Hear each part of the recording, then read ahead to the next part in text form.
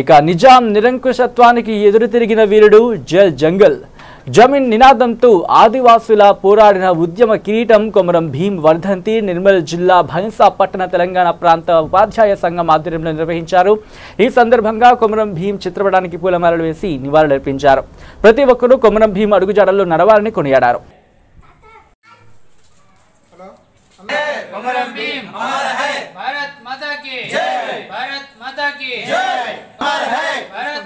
ఉపాధ్యాయ సంఘం బైన్సా శాఖ ఆధ్వర్యంలో ఆదివాసీ పోరాట యోధుడు కొమరం భీం 79వ వర్ధంతిని పురస్కరించుకొని జల్ జంగల్ జమీన్ అనేటువంటి నినాదంతో బ్రిటిష్ వారికి వ్యతిరేకంగా అదేవిధంగా మన ప్రాంతంలోని నైజాంకు వ్యతిరేకంగా పోరాటం చేసి ఆదివాసీ హక్కులను సాధించినటువంటి మహావీరుడు కొమరం భీం.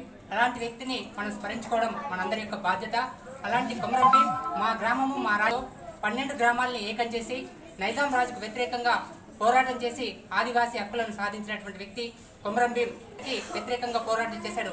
ఒకవైపు భారతదేశంలో ఉన్నటువంటి ఆంగ్లేయులను విధంగా మన యొక్క ఆదివాసుల యొక్క హక్కుల్ని కాలరాస్తున్నటువంటి నిజాంకు వ్యతిరేకంగా పోరాటం చేసినటువంటి వ్యక్తి కావడం మనందరికీ కూడా గర్వకారణం.